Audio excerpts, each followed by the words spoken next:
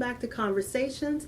We are going to be talking with the Born Identity Project. This is Daniela and Monica Jones. thanks, Monica, for coming out. Thanks for having me. Awesome. Thank you. I'm so glad that we had a chance to connect. I Likewise. literally found you on social media, which is how we found everything. I was just Awesome. scanning through. I'm not from, Texas, so I'm just trying to get familiar with the community and stuff that was out there. And you popped up in my feed and I was like, let me connect. Awesome. Yes. That's the beauty of social media. Yeah. We get to share the good and positive things that we're doing out in the community, and that's kind of what the Born Identity Project is based off of. We've started in 2014, but I was doing community work and community outreach work long before then, since, I guess, 2011. I've always been a giver since I was a young girl. My mom is kind of the person who just instilled, giving back and helping the next man. Yeah. So that's something I learned from an early age, and I've kind of carried it on through my work with the Born Identity Project. And your whole life is such an amazing journey. We were talking Yeah. earlier, like how the twists and turns of life, and how you started out with a record management. Right. Talk a little bit about that. I am a graduate of Middle Tennessee State University, where I majored in the recording industry management. You would think that I'd be working at some fancy label by now, but I had some experience in that field for a couple years, and then just decided, hey, I want to take a change of direction. Oddly enough, my passion for music is kind of what got me started with the Born Identity Project as well. I'll tell you a little bit about that just really quick. Working locally and moving back here to Houston, I had to I guess you would say, get reaccustomed to the city. I didn't know anyone being away in Tennessee for about 5 years, so it was kind of like doing my groundwork again to get people to know who I am, what I'm about, what I'm passionate about. It's there that I began to blog, and so I'm a music blogger, or was a music blogger at that time. Working with several artists here in the city, their thing is come to my show, support me, do this, buy my album, and my thing is, well, what are you guys doing for the community? What are you guys doing to give back? And so I flipped that on them and actually, in a sense, utilize them to start my work in the community. So I would use artists to perform at my charity events. I would host showcases that benefit a different organization. My first event was called Laugh for a Cure. So it was a comedy show, but we also had artists performing during, the intermission type break, and it benefits St. Jude's the first year. We also gave money to the Sickle Cell Association. And so we had a couple of benefactors. Those events went great, and I kind of got my feet wet in the community and starting to give back, I guess you can say, event-wise. And so a few years later, I wanted to step it up. I wanted to do more with my platform. I had a following because I was already in the music scene. And so utilizing, and this is where, when you speak of social media, utilizing these platforms to kind of be the voice for the things that I wanted to do, the things I wanted to see right here in my own community. And that's how the Born Identity Project was born. So simple and beautiful. Yeah. Yeah. I love how, Albert talks about finding our pursuits and our passions, and it can be profitable in the end, but she's always making sure that we are aligning our pursuits and our passions together, what we're passionate about. And you're a perfect example of that. And that's what I think more of us need to do. And it sucks because they'll talk about the millennials saying that we're directionless. Right. Oh, goodness. They're not connected. Right, don't get me started. They're definitely not connected with us, and I'm tired of the labels and the labeling and basically the dismantling of this generation through the labels. And they're not connecting to understand that this is what we do and how we do it. Exactly. And to accept and embrace change, and it's a huge demographic change and a communication change. And then we've seen it in other generations. We've seen it in other generations. Yeah, it's happened era after era. We keep evolving, and you're right. Millennials, I feel like we are on the cusp of something that is fresh and new. And, a lot of the baby boomers just don't know how to handle that. They don't know how to handle us.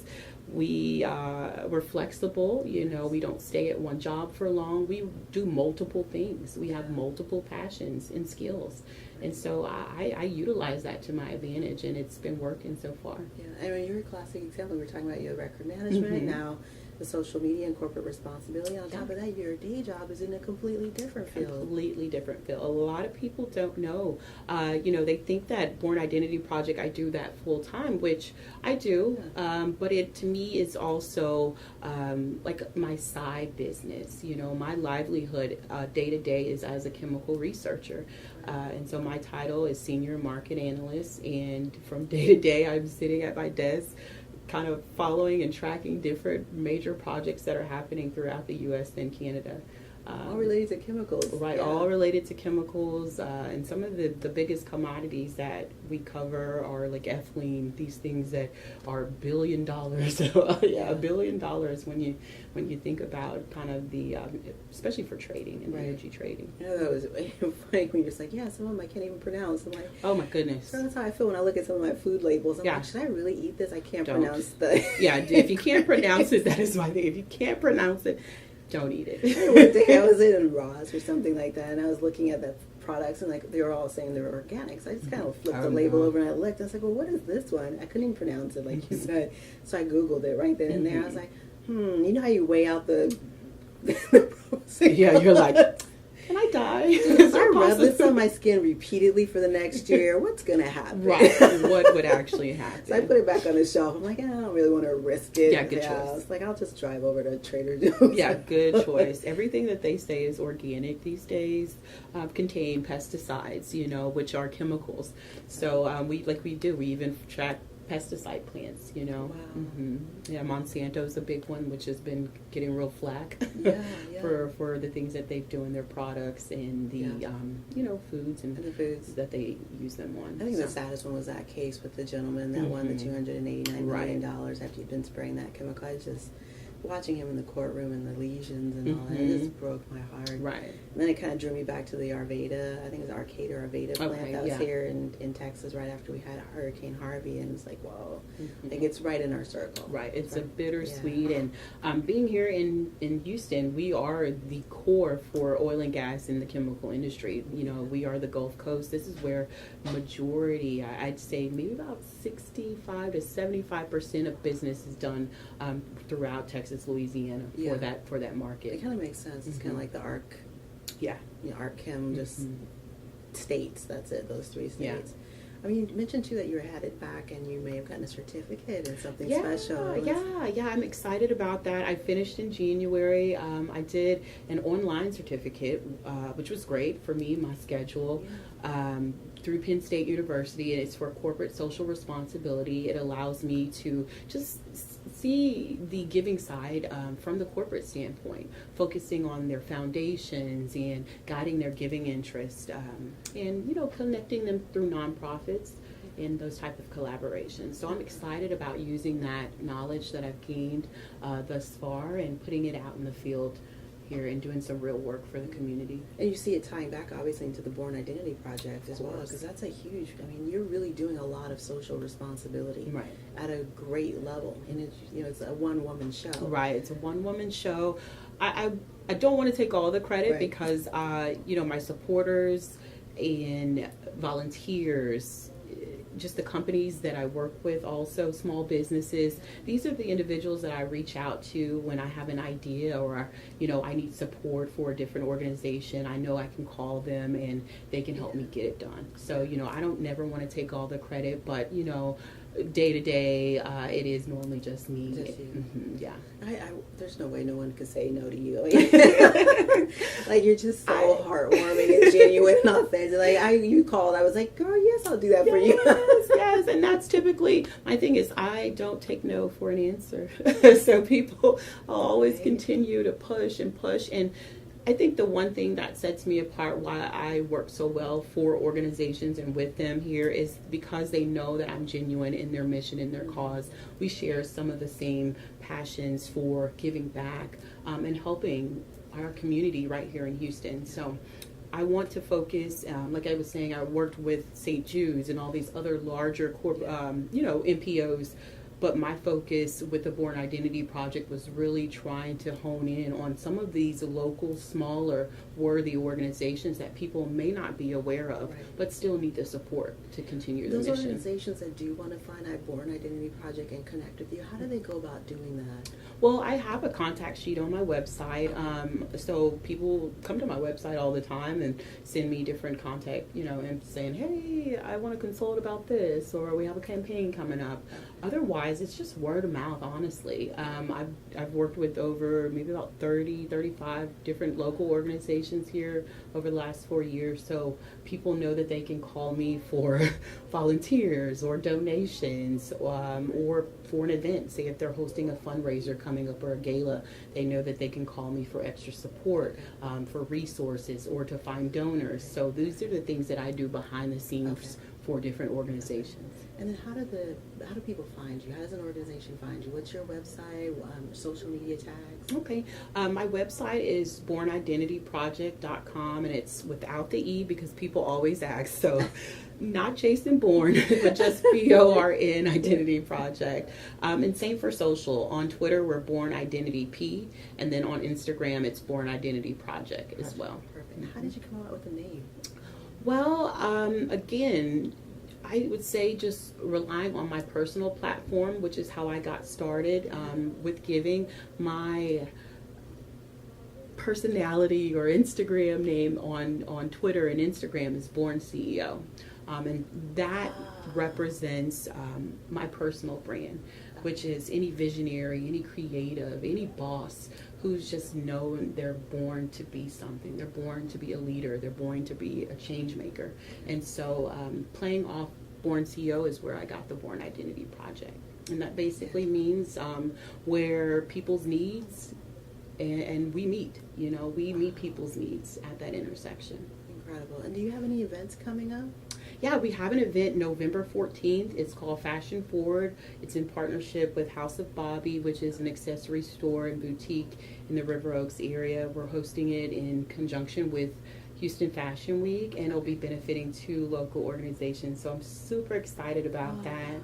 End of the year, it's always a festive time for fun events.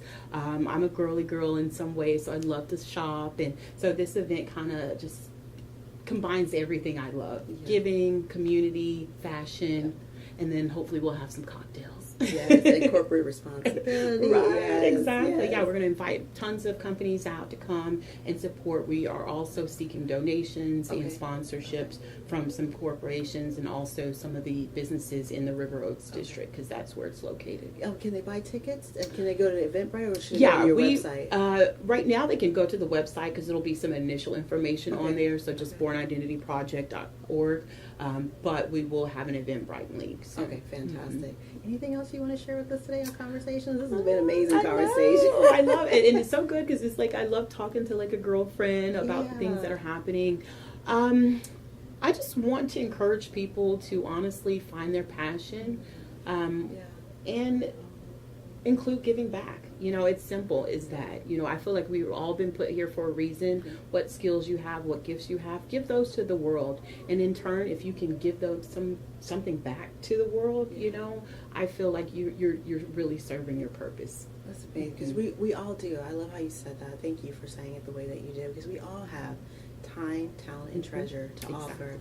And I think we were born to come here to love one another, not to judge. And if we come and act from a space of love, when we're interacting with everyone that we meet, like the blessing and the gift of being able to be in your space right now, like my life has changed because of your influence. Like I can see a bigger vision for myself, and I know others can see a bigger vision for themselves as well too through the work that you're doing. Yeah, I can dig into myself a little further. So what other time can I readjust? What other talents can I use or develop in myself? And what treasures can I offer and share so that I can leave a legacy here of love and giving back. And I was so happy that you fell into my feed, and I saw you. I was like, and I did the research on the project. So I was like, oh, it's millennial and social responsibility. Like, it totally, speaks to millennials. Yes, definitely. I was like, oh my God, look at her, she's amazing. Oh, so thank you. I thank you because I know you're super busy, but thank you for responding to the email and staying connected so that you could come down. We needed to see you. Awesome. And all of us, all the viewers. because it goes across the city of Houston to Channel 15.8, and you're going to make an impact on not just my life, but someone else's life. So thank you for doing this. I can't wait to see you at Fashion Week. Yes. What you're going to rock, right? Of Oh, yeah, I've got to come and bring it, girl. Right? But yeah, I definitely, I'm so grateful for the opportunity to just come here, speak about what we've been doing and what we are working on doing for the future, and just again to influence more people to get out there. It's not always, like you said, about money, because people feel like they have to give money to give back.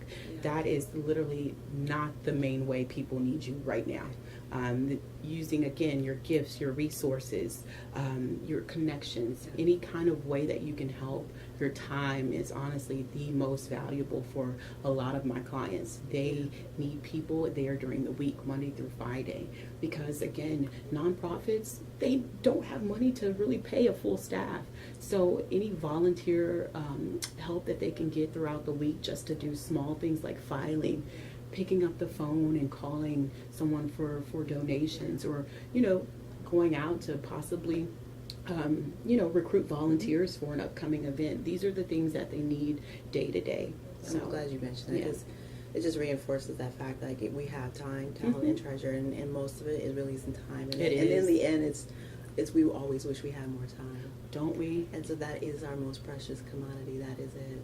And to sharing that time with someone else and having you influence and make such a positive impression on other people, myself and everyone else included. Thank you from the bottom of my heart for doing what you do for the community. Yes. Yeah, I love it. It brings me joy. It's the one thing that I just get so excited about day to day. Like, people joke, it's a running joke with my friends. They're like, what are you doing this weekend? Volunteering? And I'm like, actually, I am. I actually am. And you're volunteering right, too. And you're volunteering too. Yes. I don't know when this is going to air, but I do have another event that I organized, but it's September 22nd. Okay. So I am the sponsorship director for a professional organization which is called ColorCom.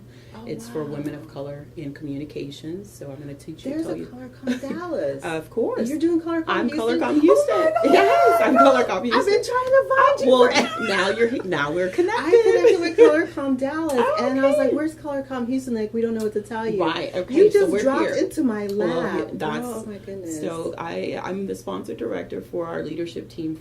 We've only been around since May. Okay. But we do have, and I organized it, our community service day is coming up on the 22nd. Okay. And we are volunteering with Casa de Esperanza. They focus on giving children just a second life, second opportunity. Have you down to the Houston Film Commission? Have you been over to Brazil Cafe?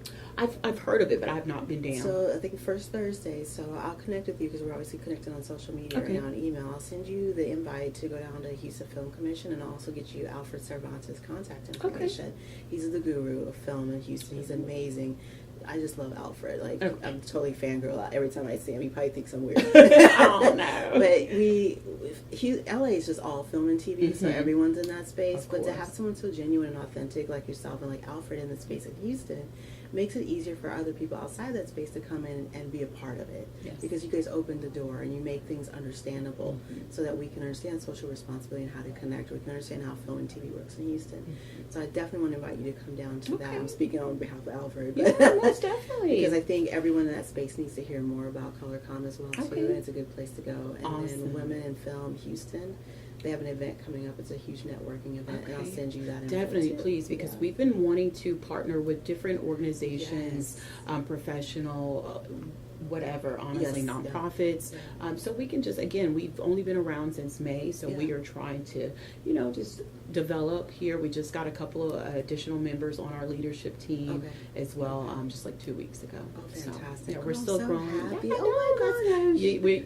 He It's puts just us in talking. That's exactly. all it is. It's That's- talking. A conversation is always needed because you never Yes. know who does what and how you can help one another. Again, about giving back. Yeah. Is lifting that next person up to take It them really is. with you. And I definitely want to make sure that we start moving as a generation away from the scarcity mindset. Mhm. Because coming from LA and coming into Houston, I've noticed that people have a scarcity mindset. Like, they want to share Yeah. because they view that if they share that they lose their abundance. But you logically can't take abundance from abundance and there not be abundance. Exactly. It's illogical. Right. It's got its own Abundance. Yeah. Yeah, we're in the Bible Belt. Like, we know that there's always a provision from above. So how will you ever lack? So share. Exactly. So share. So this is an important lesson I think that our generation is really guiding people back to, is understanding that there's always abundance and that we don't have to fear scarcity. There is no lack. Right. And so doing what you're doing now is like sharing tidbits and sharing information that matters.